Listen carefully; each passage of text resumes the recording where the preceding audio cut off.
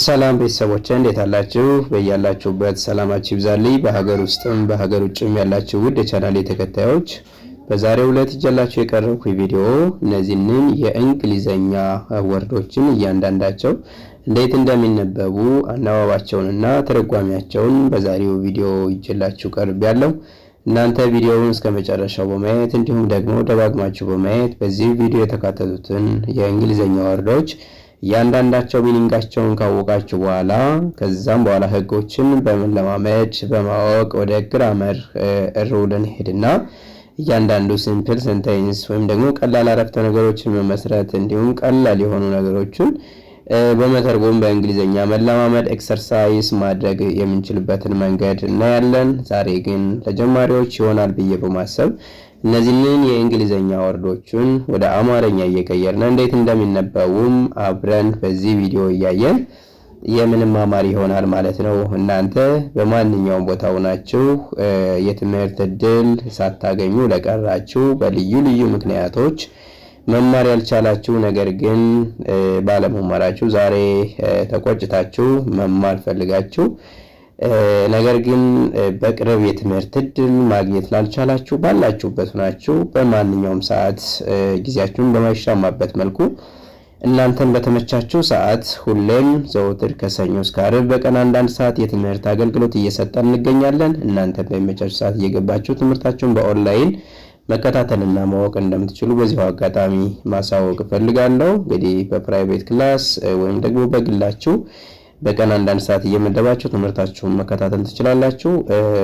ከዚህ በመቀጠል እንግዲህ ከዚህ ላይ ደግሞ ዘወትር የምንለቃቸው ቪዲዮዎች እንዲደርሷችሁ ባላችሁበት ሆናችሁ በፕራይቬት ክላስ ውጪ ባላችሁበት ሆናችሁ መማር ለምትፈልጉ ደግሞ ሁሌም ይህ ቪዲዮ የምንለቀው ቪዲዮ እንዲደርሳችሁ ላይክ፣ ሼር እንዲሁም ሰብስክራይብ በማድረግ ይህንን ቻናል ተቀላቀሉት እያልኩኝ ስልኬን ከታች አስቀምጬላችኋለሁ። መማር ለምትፈልጉ በዚህ ስልክ በኢሞ፣ በቴሌግራም፣ በዋትስአፕ እንዲሁም በሌሎች ማህበራዊ ሚዲያዎች ላይ በመደወል ትምህርታችሁን በኦንላይን መከታተል እንደምትችሉ ለማሳወቅ ፈልጋለሁ ማለት ነው። አሁን ቀጥታ ወደ ትምህርቱ እናመራለን ማለት ነው።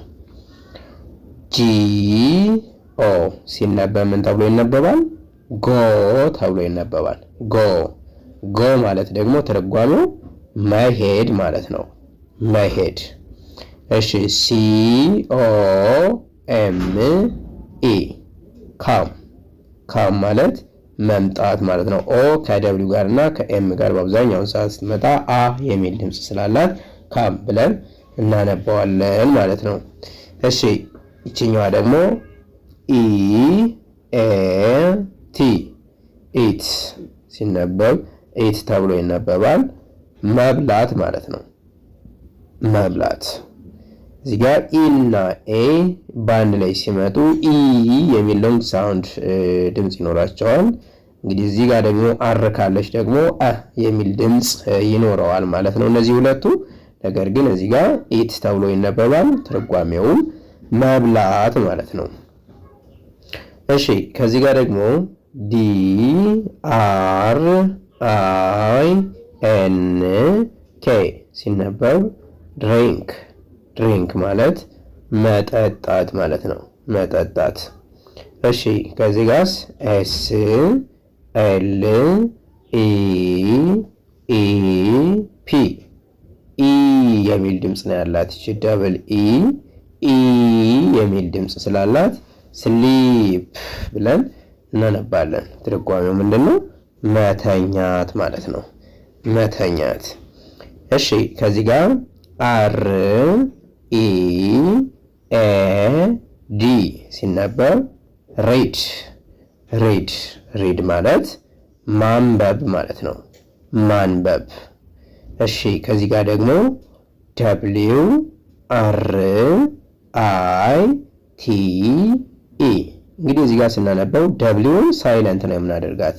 ዋይ ካላችሁ ደብሊው ከአር ጋር ከመጣች ምን ጊዜም ነው ሳይለንት ነው የምትሆነው። ሶ ራይት ብለን እናነባዋለን ማለት ነው። ለምን እዚህ ጋር ደብሊውን ሳይለንት ካደረግን በኋላ አር አይ ቲ ኢ አይ ፕላስ ኮንሶናንት ፕላስ ኢ በሚለው ፎርም መሰረት እዚህ ጋር አይ ኖራ መጨረሻ ላይ ኢ ካለች ይችኛዋን አራተኛ ድምጽ እናደርግና ይህ የምትል ራውንዲንግ ሳውንድ በውስጥ የተቀመጠች ድምጿን እናስገባና ራይት ብለን እናነባለን ማለት ነው። ትርጓሜው ምን ይሆናል? መጽሐፍ ማለት ነው። እሺ ከዚህ ጋር ደግሞ ኤስ ፒ ኢ ኤ ኬ ስፒክ ብለን እናነባለን። ስፒክ ኢ ኤ እንደ ሎንግ ሳውንድ ኢ የሚል ድምጽ ስለምትሰጠን ኢ እንላለን። እቺኛዋ ሶስተኛ ድምጽ እናደርግና ስፒክ ብለን እናነባለን። ትርጓሜው መናገር ማለት ነው። መናገር። እሺ ከዚህ ጋር ኤል አይ ኤስ ቲ ኢ ኤን ሊሰን። እንግዲህ አብዛኞቻችን እዚህ ጋር ቲን ሳይለንት አናደርጋትም። ስናነበው ሊስታን ብለን ምናነብ ብዙዎቻችን አለን። ነገር ግን በአብዛኛውን ጊዜ ኤስ ከቲ ጋር ኤስ እና ቲ በአንድ ላይ ከመጡ ቲን ሳይለንት አድርገናት ነው የምናልፈው ማለት ነው። ስለዚህ ሊሰን ብለን እናነባለን ወይም ድምጻቸውን እናወጣለን ማለት ነው። ይችኛዋን ቲን ሳይለንት እናደርጋለን። ትርጓሜው ማዳመጥ ይሆናል። ማዳመጥ። እሺ ኤስ ኢ ኢ ሲነበብ ሲ ተብሎ ይነበባል።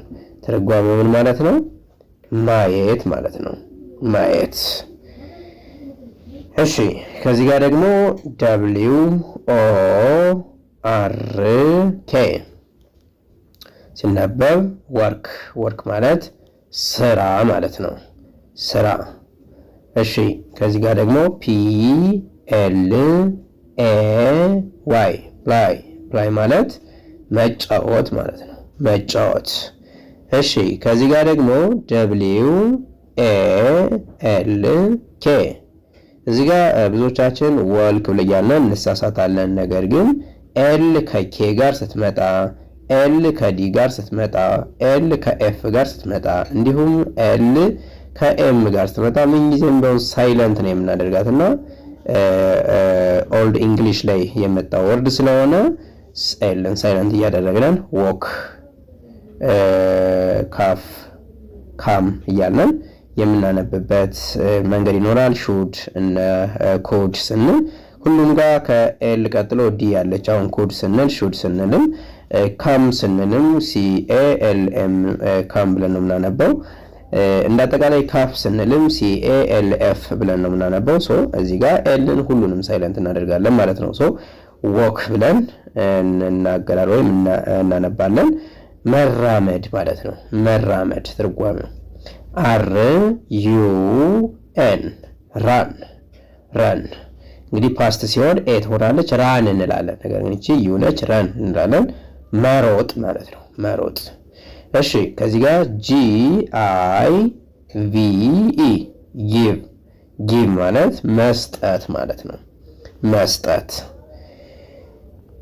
እሺ ከዚህ ጋር ቲ ኤ ኬ ኢ እንግዲህ ከዚህ ጋር ኤ ኖራ መጨረሻ ላይ ኢ ካለች እቺኛዋ ኤ የሚል ድምጽ ነው ያላት። ሶ ቴክ ብለን እናነባለን። ትርጉሙን ማለት ነው መውሰድ ማለት ነው። መውሰድ። እሺ ከዚህ ጋር ኤች ኢ ኤል ፒ ሄልፕ ማለት ምን ማለት ነው? መርዳት ማለት ነው። መርዳት። እሺ ከዚህ ጋር ደግሞ ኤል ኢ ኤ አር ኤን ሲነበብ ምን ተብሎ ይነበባል? ለርን። ነገር ግን ልክ እንደነዚህ ሊርን ብለን ለምን አናነበውም የሚል ጥያቄ ከተነሳ ኢና ኤ መጥተው በወል ሌተር ኢና ኤ መጥተው ቀጣዩዋ አር ስለሆነች ይችኛዋን አ የሚል ድምጽ ትሰጠናለች። ስለዚህ ላርን ብለን እናነባለን ማለት ነው። ሶ ለርን ማለት መማር ማለት ነው። መማር። እሺ ከዚህ ጋር ደግሞ ቲ ኢ ኤ ሲ ኤች ሲነበብ ቲች ማለት ማስተማር ማለት ነው። ማስተማር። ቢ ዩ ዋይ ባይ ማለት መግዛት። ቢ ዋይ ሆኖ ባይ ካለን እሱ ቻው ወይንም በ የሚል ትርጉም ይኖራታል ማለት ነው። ነገር ግን ይሄኛው መግዛት የሚል ትርጓሜ አለው ማለት ነው። እንግዲህ ውድ ተመልካቾቼ በዛሬው ቪዲዮ እጃቸው የቀረብኩ ትምህርቶች ወርዶች እነዚህን ይመስላሉ። እናንተ ያልገባችሁ ካለ ኮሜንት ሴክሽን ላይ አስቀምጡልኝ። በውስጥ መስመር ገብታችሁ መማር ለምትፈልጉ ደግሞ እዚህ ጋር ባስቀመጥኩት ስልክ እየገባችሁ እየደወላችሁ በኢሞ፣ በቴሌግራም፣ በዋትስአፕ እንዲሁም በሌሎች ሶሻል ሚዲያዎች ላይ በመደወል በኦንላይን ትምህርታችሁን መከታተል እንደምትችሉ በዚሁ አጋጣሚ ማሳወቅ ፈልጋለሁ። የዛሬው ትምህርታችን እዚህ ጋር እናጠናቅቃለን። ስላዳመጣችሁ ያመሰግናለሁ። መልካም ጊዜ